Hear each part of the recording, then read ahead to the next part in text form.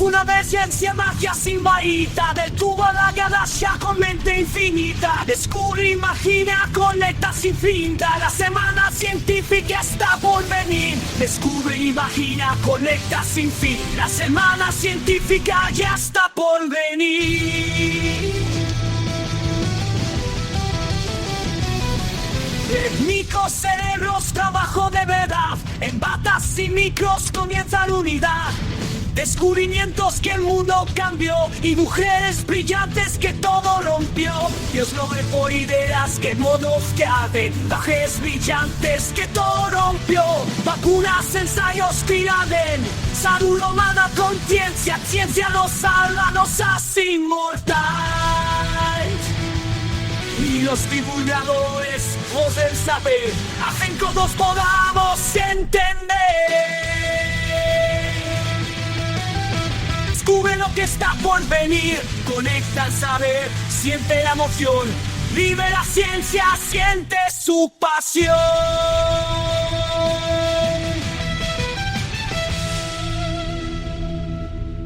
Hola, bienvenidos y bienvenidas a la Semana de la Ciencia, el primer congreso online 100% en YouTube creado por AMU Neuroscience and Biology.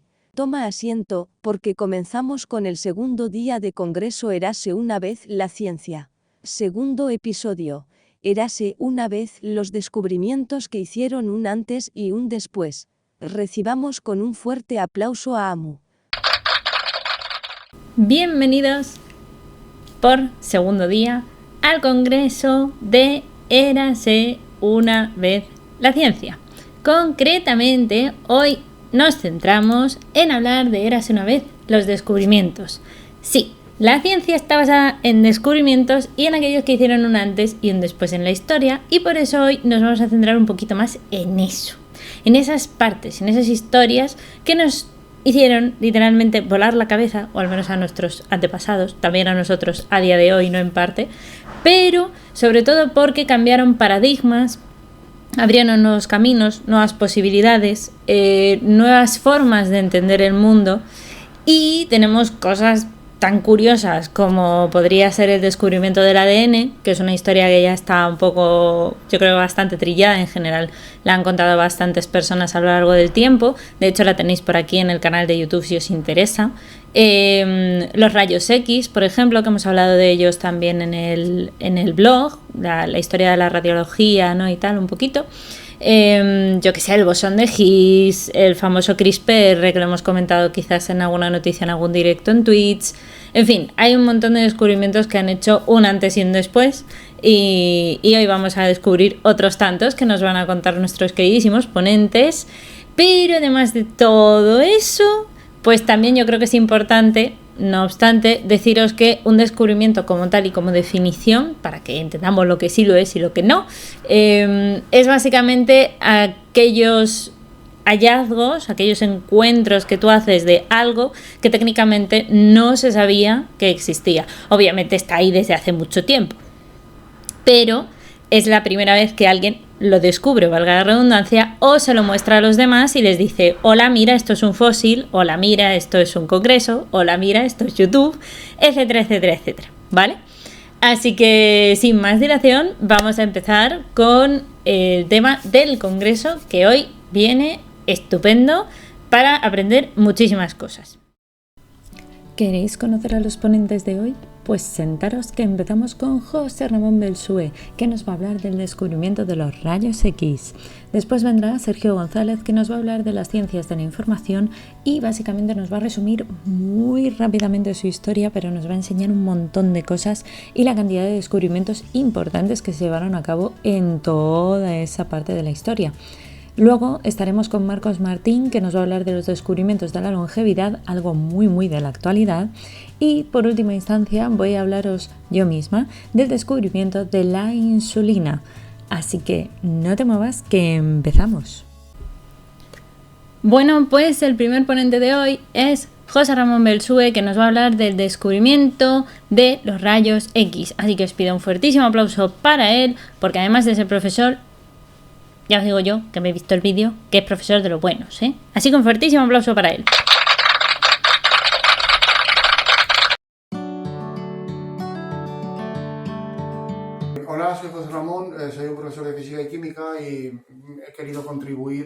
un poco a la divulgación de la ciencia con este vídeo que voy a realizar sobre el descubrimiento de los rayos X y su relación con el sistema o la tabla periódica. Para conocer los rayos X y para conocer su descubrimiento y sus aplicaciones y sobre todo su relación con la tabla, vamos a estudiar primero el origen de ese tipo de rayos, y ese origen está en los tubos de descarga o los tubos de Crookes. Un tubo de Crookes es simplemente un tubo de vidrio en el que se ha hecho un vacío casi perfecto, se ha quitado casi todo el aire que había en el interior y en el que hay colocados, enfrentados, dos electrodos, entre los que se somete una gran tensión de corriente continua, pues entre 8 y 10.000 voltios. Se observa que a pesar de que no existe una conexión directa entre ellos, sí que se establece una corriente eléctrica. Esa corriente es debida a la ionización de los gases que quedan residuales enrarecidos en el interior del tubo y que esa ionización genera cargas. Crookes lo que observó es que existía una corriente de electrones, y es más, fue el descubridor de esta carga, de esta partícula subatómica entre el cátodo y el ánodo. Esa corriente le llamó rayos catódicos porque procedían del cátodo y se precipitaban sobre el ánodo. Lo curiosamente adicional a este experimento es que esa precipitación de los electrones sobre el ánodo provocaba en la parte de detrás del ánodo una fluorescencia muy particular. Dependiendo del tipo de vidrio, pues era de color rosa, color verde, estos colores que conocemos como eléctricos. Y se pretendió investigar a qué se debía esa fluorescencia, esa iluminación adicional. Tesla ya lo estudió, observó que era una radiación muy específica e incluso, pues la verdad es que puso en alternativas a esta radiación porque dijo que él podía ser muy peligrosa. En cualquier caso, de entre los muchos científicos que estudiaron este tipo de radiación, tenemos a uno que fue el padre del descubrimiento de esta naturaleza de los rayos. Se llamaba Wilhelm Conrad Röntgen, era un físico alemán, había estudiado con August Kundt, trabajaba en la Universidad de Würzburg y él estudiaba ese tipo de fluorescencia, a qué se debía, qué intensidad tenía, qué características tenían. Crookes había observado incluso que al acercar una placa fotográfica cerca de su tubo de descarga, las placas se velaban parcialmente, con lo que era una radiación, igual que la radiación luminosa. Todo se concentra en el estudio y en el descubrimiento de este tipo de rayos esta fecha, el 8 de noviembre de 1895. Röntgen estaba estudiando este tipo de descargas y lo que hizo fue tapar el tubo con un cartón de color negro para aislar la radiación luminosa y ver si podía encontrar esa radiación en otra longitud de onda o en otra frecuencia distinta. Él observó, y aquí la serendipia juega un papel importante, que una placa o un cartón que tenía cubierto con una sustancia que él sabía que era fluorescente, platino cianuro de bario, de pronto se eliminó al final de su estancia, una estancia que estaba totalmente oscurecida, y le sorprendió esa fluorescencia. Creyó que esa fluorescencia era producida por esta radiación que producía de los tubos de rayos de Crookes. Y lo que hizo durante casi 3 semanas fue investigar permanentemente la naturaleza de este tipo de rayos y la definición que podría producir, etc.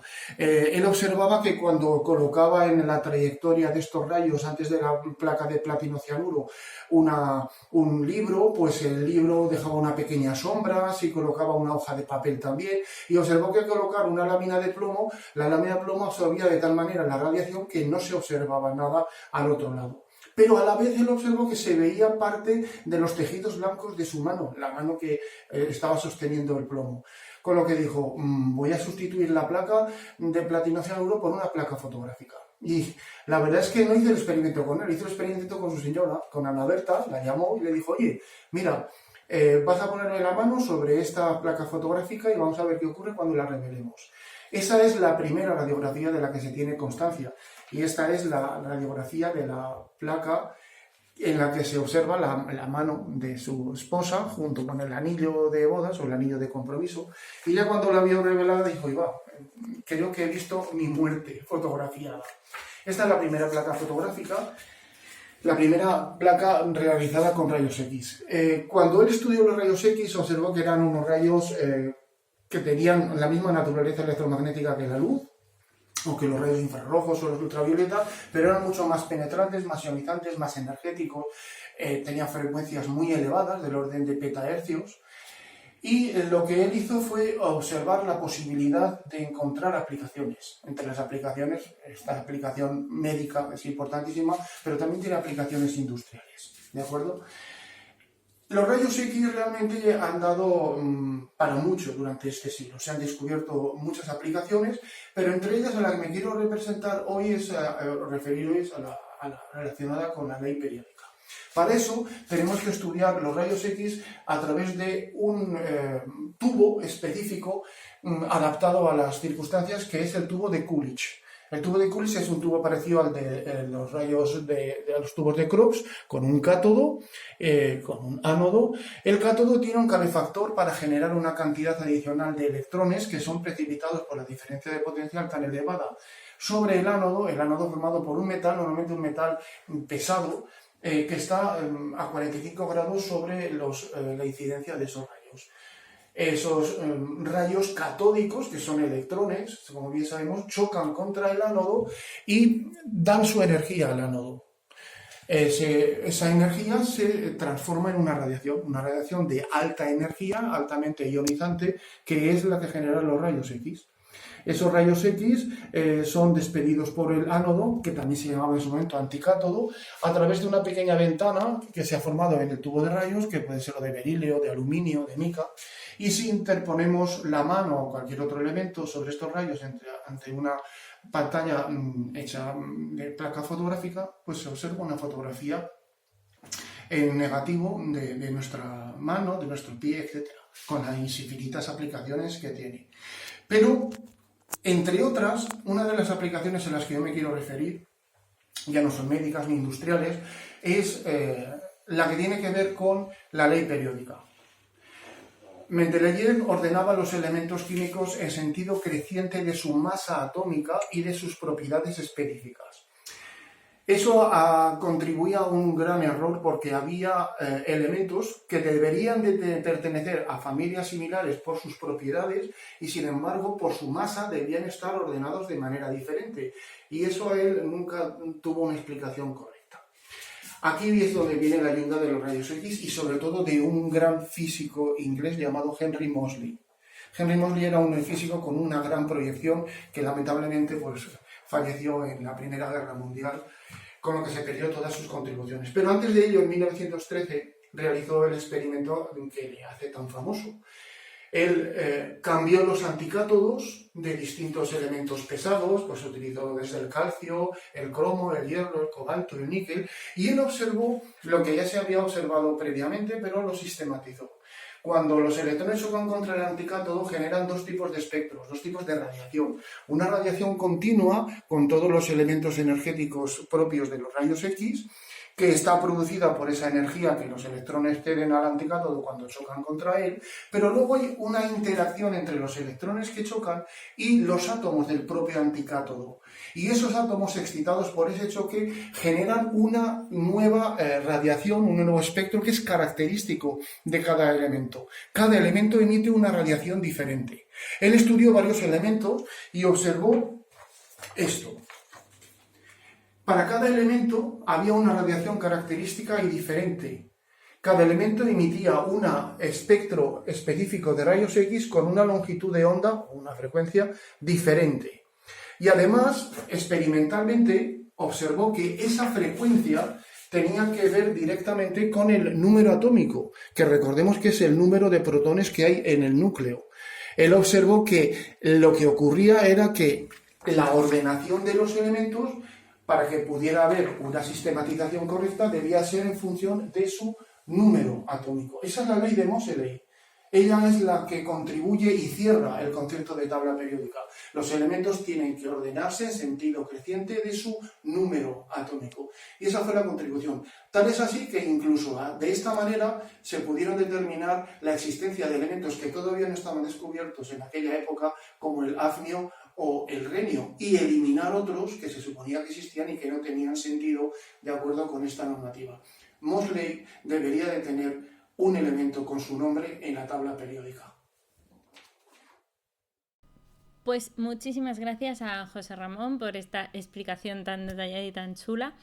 Y ahora nos vamos a ir con otro ponente que nos va a hablar precisamente de la ciencia de la información y un poquito de cómo ha ido esa historia, ¿no? De la mano de la tecnología. Él es Sergio González, así que os pido un fuertísimo aplauso para él.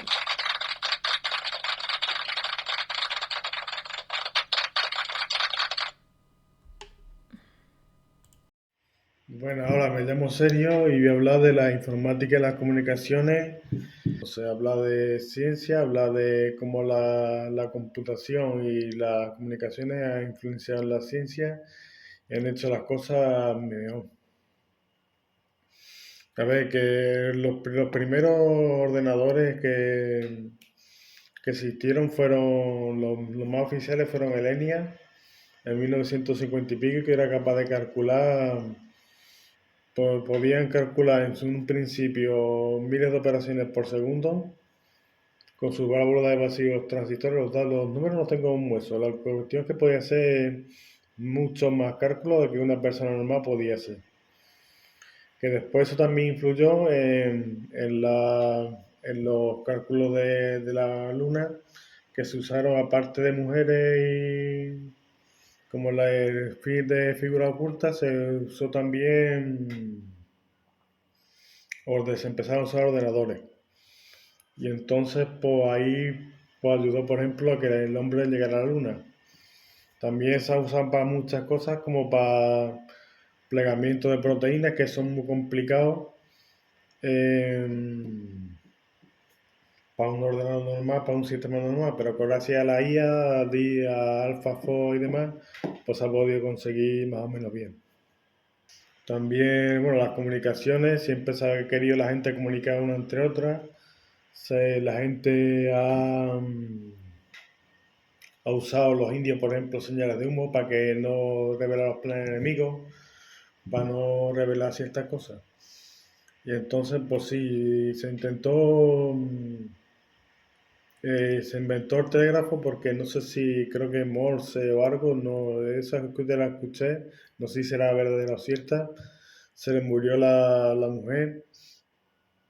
Y entonces pues, decidió pues, inventar el telégrafo para que las cartas no llegaran tan tarde. Entonces, como el telégrafo son velocidades bastante rápidas, pues entonces pues ahí pues, se enteraba al momento, no hacía falta la carta y todo eso.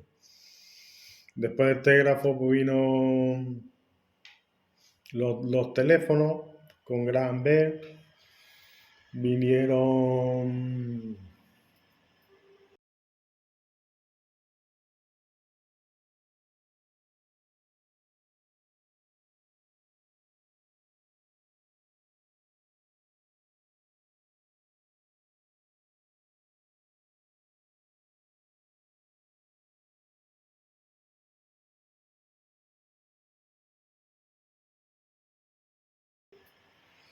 el arpanés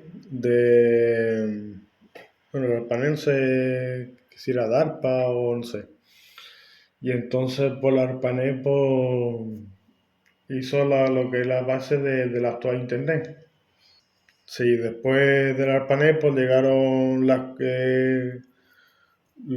redes antiguas, también con enrutamiento estático y esas cosas, los routers, el protocolo TCP/IP, muy importante el protocolo TCP/IP, porque el protocolo TCP/IP fue la base de Internet.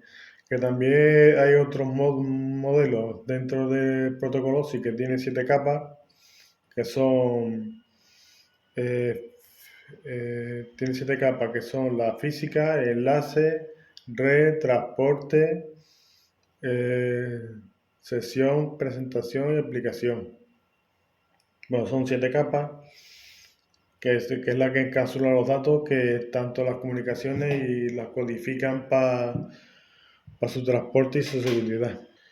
Vinieron las conexiones ADSL, las de modem 56K, que eran bastante lentas y no podían transmitir los datos que se podían transmitir.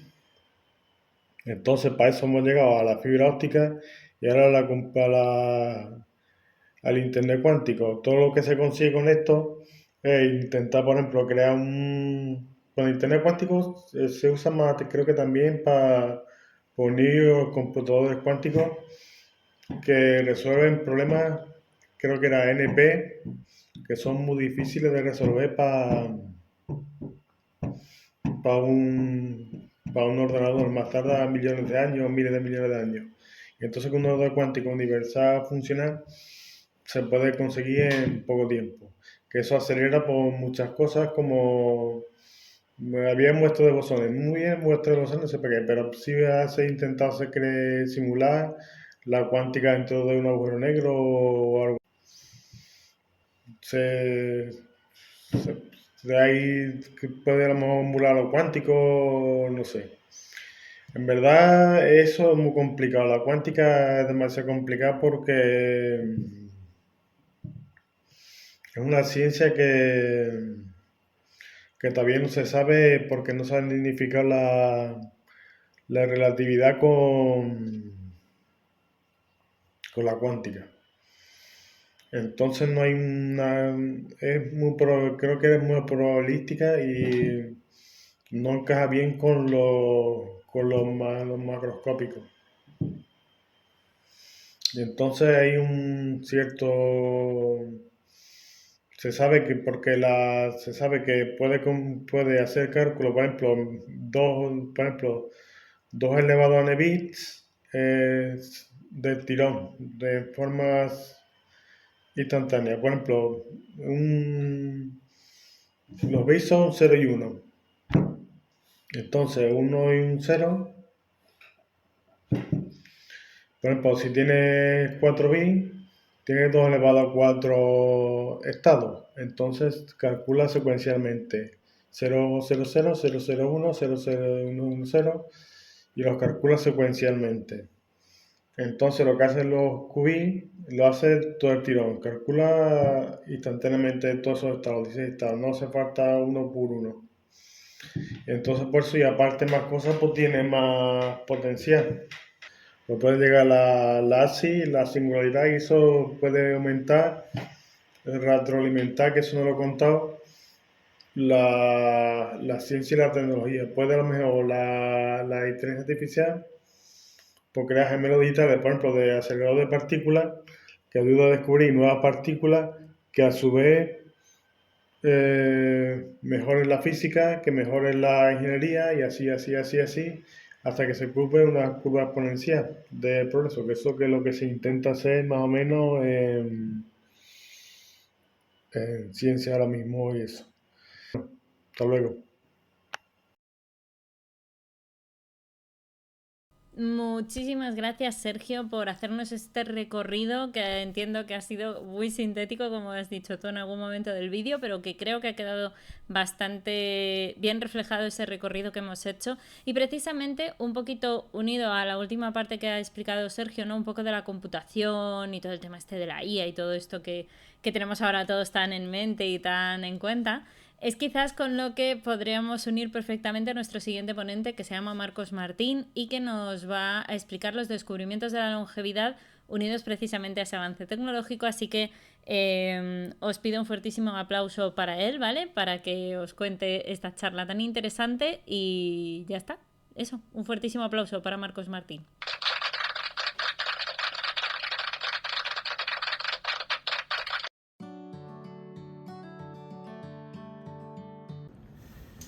Buenos días, hoy queríamos contar un reto y un problema en el que estamos involucrados muy activamente, que es cómo podemos alargar la longevidad en el ser humano, ¿no? Para esto hay varias disciplinas que están tratando de aportar desde sus diferentes puntos de vista pues impulso a este reto, ¿no?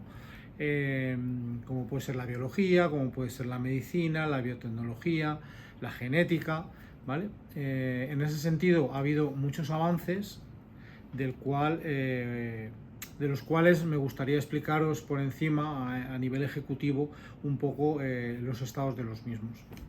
El objetivo principal de este proyecto y de esta temática es poder envejecer activamente de la manera más saludable y con mayor calidad posible, retrasar esas enfermedades genéticas y esas enfermedades que pueden producir una muerte en estadios tempranos, y sobre todo mejorar y alargar la vida, pero con calidad.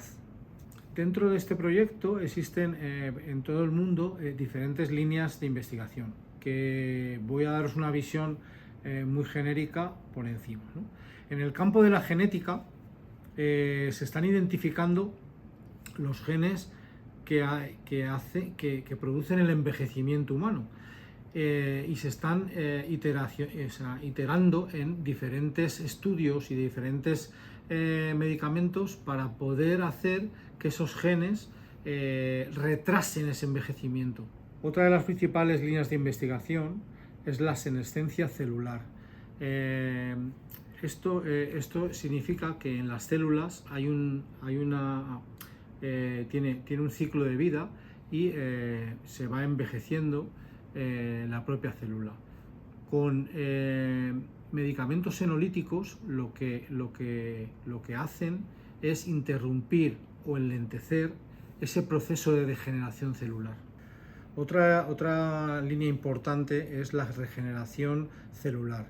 Esto consiste en reparar y regenerar las células y los tejidos dañados, recuperándolos para adquirir de nuevo sus funciones vitales.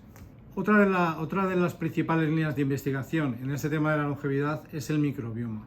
Aquí lo que se centra es en el estudio de la microbiota intestinal de cara al envejecimiento. Otra línea de investigación es la restricción calórica y metabolismo. En este sentido, se ha descubierto que los ayunos intermitentes contribuyen a una mayor longevidad.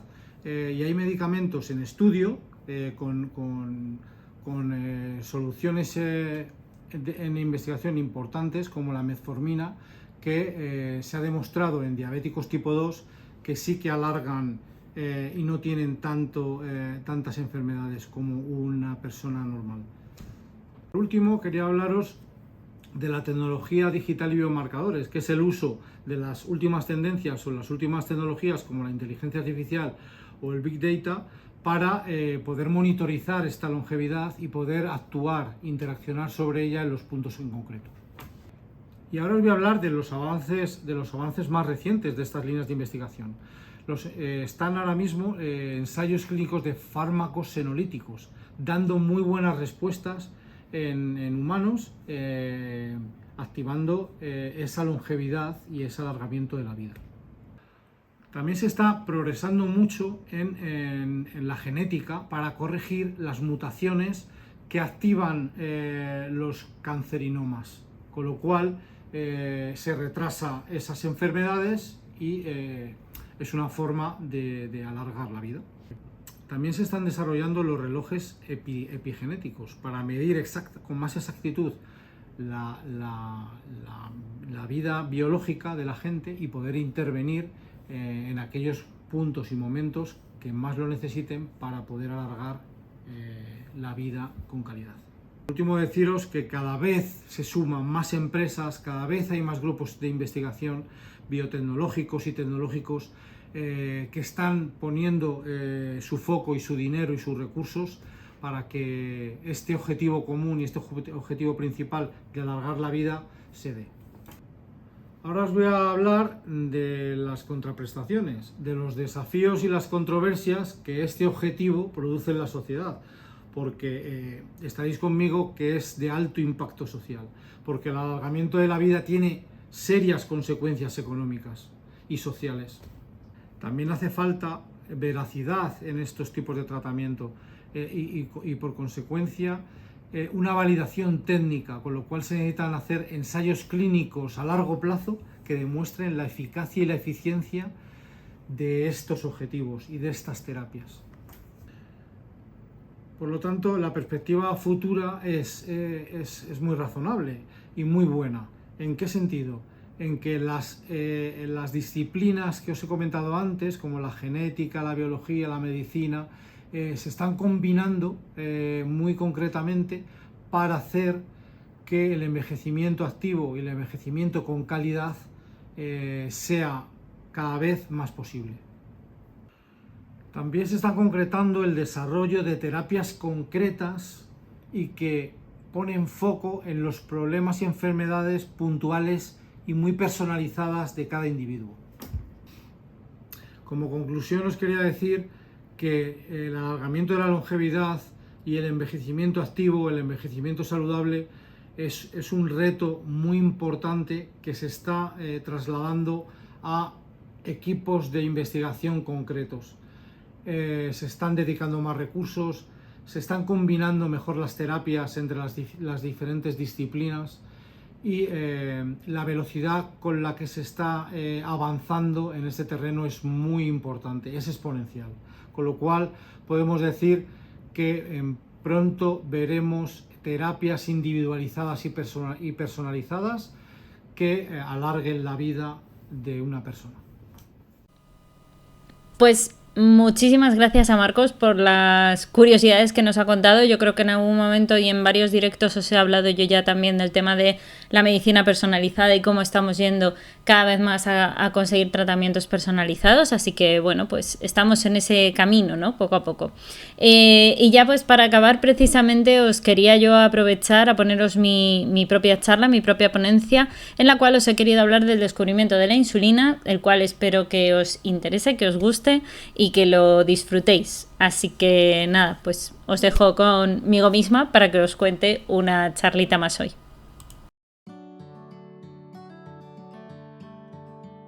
Hola a todos, por supuesto no podía faltar yo aquí contando una mini charlita de un descubrimiento. Y sí, dado que yo soy diabética, creo que uno de los descubrimientos de los que tenemos que hablar, porque marcaron un antes y un después, y sin insulina yo no sé qué haríamos los diabéticos en este mundo y en esta vida, así que sí, hoy hablo del descubrimiento de la insulina.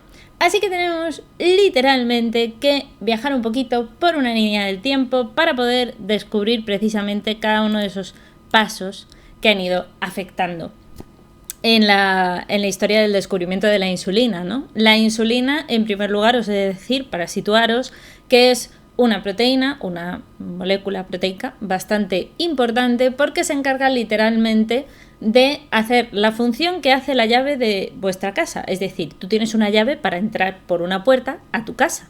Pues literalmente la insulina es esa llave que lleva normalmente a través de la sangre hacia nuestras células, ¿vale? Para poder permitir que se abra esa puerta de la propia célula, y la glucosa es la que lleva, digamos, un poquito a la insulina de la mano. Se agarran la una a la otra y entran dentro de las células. Y esa facilitación que hace en este sentido la insulina, ese poder que tiene de ser una llave, es sumamente importante. Tan importante como que esta línea que veis aquí es un poco el cómo se fue gestando ese descubrimiento de la insulina. Concretamente, el descubrimiento de la insulina llegó allá por el siglo, o sea, nos tendríamos que remontar casi hasta los egipcios, cuando ya se empezaron a registrar en los papiros antiguamente. De hecho, el primer registro es en el año 1550, ¿vale? Antes de Cristo, se hace bastante tiempo, ya se empezaron a notar aquellos síntomas que van asociados un poquito con la diabetes, que al final es esa enfermedad en la cual hay ausencia de insulina. Así que fue cuando se empezó a plantear aquí hay algo que, no sé, igual hace algo, ¿no? A su vez en el cuerpo. Ya después, un poquito después, ya en la época de los primeros siglos 5 y 6, pues entonces ya empezaron a tener esas nociones de que, estos síntomas no eran algo tan casuístico, empezó a decirse que la orina tenía un olor o incluso posteriormente se descubrió que tenía hasta un sabor dulce. No queréis saber cómo sabían esto, imaginároslo y punto. Pero posteriormente sí que es verdad que ya en la Edad Media y en la Edad Moderna, un poquito ya más adelante en la historia, llegamos incluso a ver efectivamente que aunque se puede medianamente controlar con una dieta y demás el problema de la diabetes, obviamente si quitas los hidratos de carbono, no obstante, seguía habiendo muchos problemas y al final el gran problema de todo esto es que en el pleno siglo XIX ya, o sea, fijaos todo lo que va saltando, pese a que se sabía el tema del sabor dulce, de que tenía algo que ver con el tema de los hidratos de carbono, de los dulces que comíamos, ¿no? Pues no terminamos de romper. Y justamente, y mientras todo esto ocurre, en pleno siglo XIX también se empieza a estudiar cada vez más la anatomía de los cuerpos, y concretamente del cuerpo humano, y fue precisamente Oskar Minkowski y Joseph von Mering quienes en el año 1889 descubren, ¿vale?, hablando precisamente de descubrimientos, que existe un órgano llamado páncreas que por lo visto secreta cosas ahí, y que parece ser que efectivamente, y eso que os pongo ahí, pues parece que está asociado con esa diabetes y parece que el foco está en ese órgano. ¿Y el por qué? Pues todavía no lo sabían. Pero un poquito más tarde, en 1921, llegarían los canadienses Frederick Banting y Charles Best, sobre todo junto con John McLeod y James Collib, quienes acabarían dándonos ese momento de descubrir la insulina como molécula, pero saber que existía y saber que había ahí una proteína que estaba haciendo unas funciones que todavía no se conocían, simple y llanamente la encontraron dentro del páncreas y dijeron, vale, hemos encontrado algo. ¿Será eso lo que tenga que ver con todo el problema de la diabetes? Pues a saber, lo acabo de descubrir, vete tú a saber. Y fijaos que en ese mismo año, un poquito más tarde, fue precisamente cuando se consiguió hacer la purificación de la insulina, es decir, aislarla de todo lo demás y poder verla en su pleno esplendor. Ya un poquito más tarde, en 1959, fue cuando se empezó a ver que la diabetes no solamente aparecía en personas en principio con obesidad o mayores, sino que también aparecía en gente joven. De hecho, era bastante común que apareciera en niños bastante pequeños. Y esos primeros diagnósticos, que ya estaban en torno a los años 1965, 1966, etc., pues empiezan a darnos diferentes tipologías de diabetes, lo que significa a nivel médico que la cosa iba a más y no a menos. Y eso preocupaba. A su vez, o casi a la par, unos 5 años antes, en el año 1961, también tenemos otro descubrimiento, valga la redundancia. En realidad os he dicho que íbamos a descubrir la insulina, pero os estoy descubriendo un montón de cosas, ¿no? Bueno, eso que tiene. Resulta que se purifica y se aísla por fin el glucagón, que también está dentro del páncreas. Así que se están como empezando a ver las piezas que están dentro de este órgano y cómo pueden llegar a afectar a una enfermedad que, como digo, aumentaba poco a poco la preocupación sobre ella. En 1979, por fin se crea ese punto de la insulina humana, pero antes de eso se hicieron, por supuesto, tratamientos en diabetes con otro tipo de pruebas, ¿no? Por ejemplo, hay una prueba que se sigue haciendo todavía a día de hoy, que es que se vio que había mucha relación en cuanto a la hemoglobina glicosilada, ¿vale? Había una parte de la hemoglobina que se une muy favorablemente, con muchas ganitas, a la glucosa. Entonces, ¿qué ocurre? Que como se une muy bien al azúcar, permite medir muy bien los niveles que tú has tenido en los últimos 3 meses, digamos que hace la media de lo que tú has tenido durante 3 meses de glucosa en sangre. Eso todavía se sigue utilizando a día de hoy para hacer un control a los diabéticos. También se probó ya en el año 1967, un poquito a modo experimental, distintos tratamientos, ¿no? Pues entre ellos, uno de ellos es bastante importante y destacado, que es el tema del tratamiento láser para la ceguera diabética, porque entonces era muy típico que las personas, como no tenían un tratamiento óptimo, porque la insulina era algo sumamente escaso, pese a que estaba purificada y demás, no se había conseguido poder aplicar como hoy la tenemos en día, ¿no? en jeringuillas o en pinchazos para los diabéticos. Entonces eso al final acababa generando un desequilibrio en el nervio óptico y un desprendimiento de retina, algo que a día de hoy también se tienen que controlar muchos diabéticos, y provocó en última instancia muchas cegueras diabéticas. Por eso os decía que al final el problema iba a más y no a menos. Así que Como os digo, pues en 1979 que se llegara a conseguir una insulina sintetizada, aislada y que se pudiera pinchar la gente, pues fue un hito importantísimo, porque implicaba que literalmente la gente pasaba de estar muy enferma y con un montón de síntomas a tener una vida bastante más normal. Ya un poquito más tarde, en 1986, fue cuando se hicieron las plumas de insulina, que son lo que ahora veréis con cualquier diabético, que lleva como una especie de boli, ¿vale? Y con el cual pues se puede pinchar. Y también ya un poquito más tarde, en los 90, nacieron las primeras bombas de insulina, que ahora cada vez son más comunes de ver en la gente.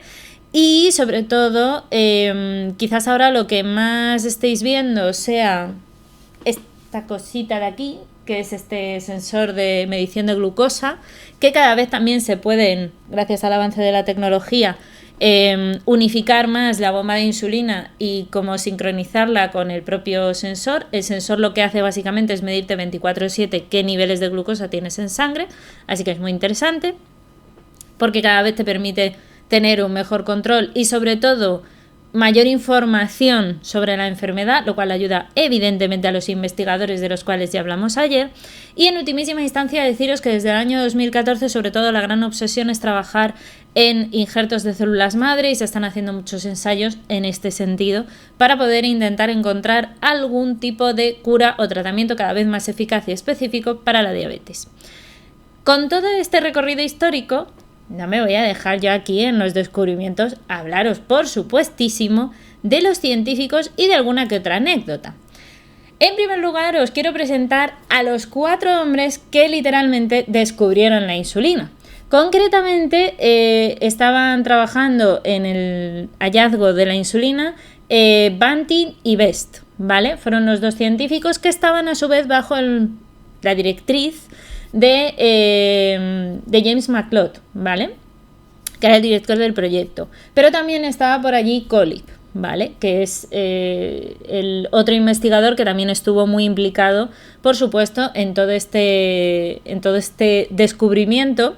Lo que ocurre es que, curiosamente, y aquí viene un poco la historia polémica, como aquel que dice, en el año... a ver si lo recuerdo bien, en 1921, cuando ocurre el descubrimiento, justo en ese mismo año más o menos les dan el premio Nobel a Frederick Banting, ¿vale? Y a James McLeod, pero no se lo dan a Charles Best y a Colip, porque se consideraba que como ellos estaban ahí y no tenían suficiente titulación, pese a que habían colaborado en todo el descubrimiento, como que no tenían el mismo mérito, etc. Total, que la cuestión es que les dan el premio Nobel a estos 2 señores y ellos, como no están de acuerdo con que solo se les haga el mérito a ellos, comparten cada uno con quien creen que es más justo, según ellos, compartir a su vez el premio Nobel. Así que digamos que Banting lo comparte con Best y McLeod lo comparte con Colip. Así que esa es una de las muchas historias que quizás acabaréis descubriendo con el tema, valga la redundancia, del descubrimiento de la insulina. Pero es que además, este señor de aquí... Uy, perdón, se me ha quedado... Momento, por favor, que se me ha quedado cortada. Problemas de grabación.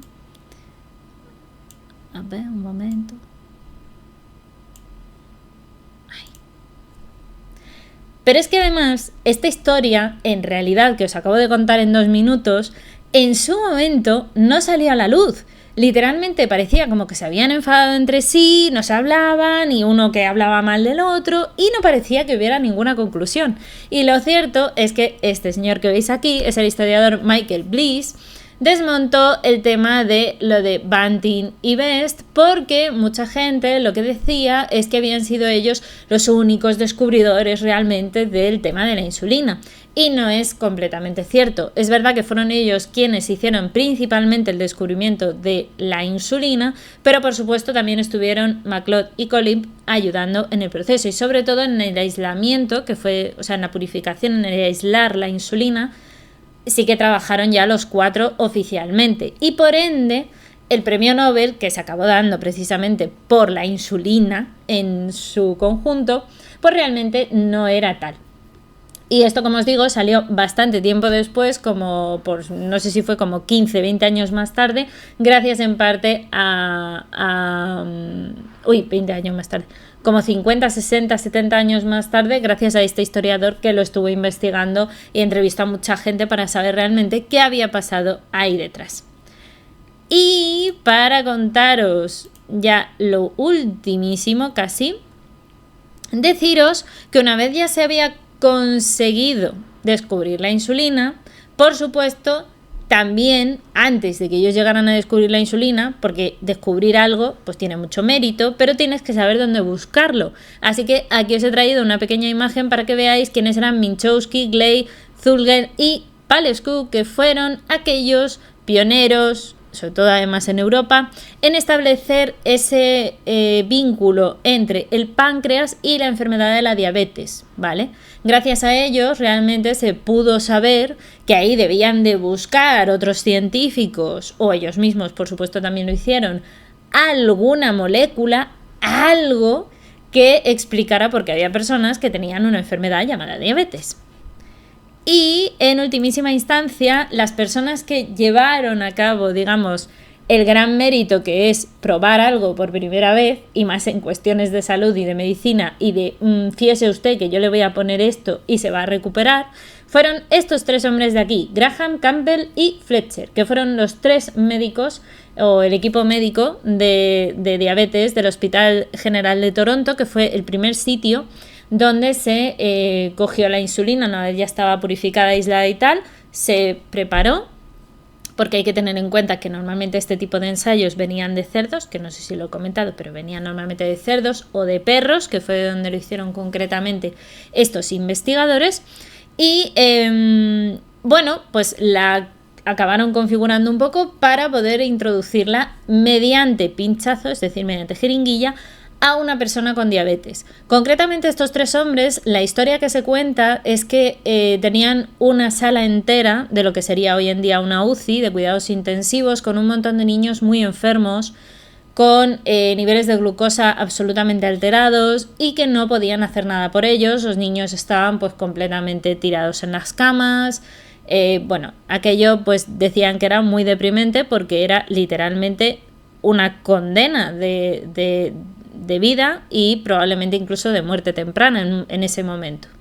Entonces, el descubrimiento de la insulina, el tener también esta proteína por fin purificada, etcétera, permitió a estos tres hombres atreverse a hacerlo. Y la historia que se cuenta, o lo que ha trascendido siempre, es que cuando llegaron y lo pincharon, estaban aterrados. Estuvieron esperando un tiempo, porque claro, la acción no era inmediata, entonces tuvieron que estar esperando un tiempo, estuvieron muy tensos esperando a ver qué iba a ocurrir, y la parte buena es que efectivamente decían que de haber sido una sala en la que todos los niños prácticamente se esperaba que acabaran muriendo, porque estaban ya muy críticos, el poder empezar a pincharles insulina supuso literalmente que se convirtieran otra vez, digamos, en niños, que empezaran a correr, que empezaran a saltar, que volvieran a tener, digamos, vitalidad. Ciertamente, la primera persona a la que se le administró, de hecho, insulina en ese momento fue a un chaval de unos 14 años y realmente estuvo más o menos bien, como creo recordar que una semana recibiendo este tipo de pinchazos, porque tampoco había una cantidad obviamente como la que hay hoy en día de insulina, pero gracias a eso pues fue el inicio de lo que tenemos hoy. A día de hoy, de hecho, la insulina se prepara desde 1978 con bacterias E. coli, está completamente adaptada para el ser humano. Se han desarrollado también medicamentos como la metformina, que lleva funcionando desde los 90, especialmente desde el año 95, como tratamiento para la diabetes tipo 2.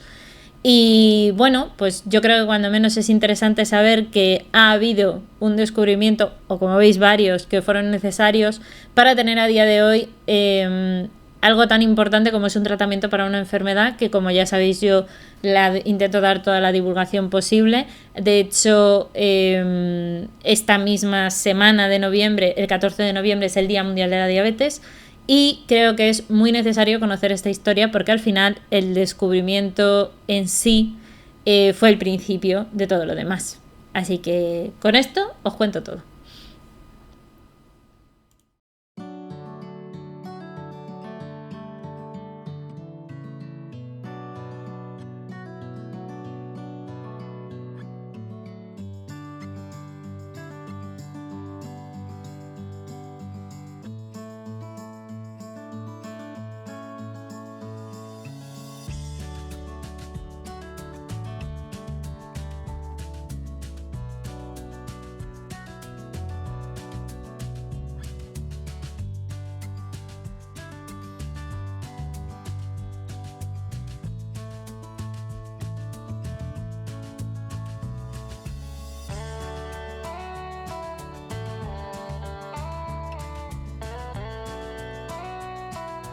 El día precisamente dedicado a aquellos descubrimientos que hicieron un antes y un después en la historia un poquito de la ciencia y de nuestras vidas. Creo que hoy hemos descubierto bastantes cosas, nunca mejor dicho. Además nos han recordado, mejor dicho casi, distintos descubrimientos, aquellos que hicieron que hubiera un salto, ¿no?, en nuestras vidas, algunos más grandes, otros más pequeños. Eso es así también en la ciencia. Hay descubrimientos que son absolutamente abrumadores y otros que son pequeños pasitos que luego van llevando a algo mucho más grande. Lo que pasa que a veces en el propio momento no se sabe. Así que bueno, hemos respondido varias preguntas, hemos descubierto cosas hoy, así que yo creo que por hoy está bastante bien. Hemos aprendido mucha ciencia, pero no se acaba aquí este congreso.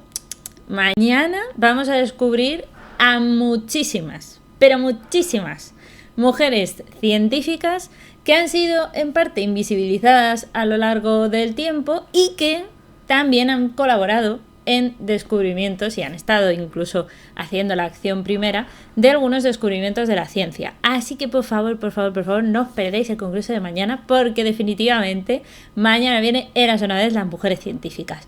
Y hoy, con Eras una vez los descubrimientos, ya habéis aprendido algo, os vais a ir contentos a la cama y ya hemos hecho el cupo de hoy. Así que la ciencia y la fuerza os acompañe y mañana nos vemos aquí otra vez. Chao, chao.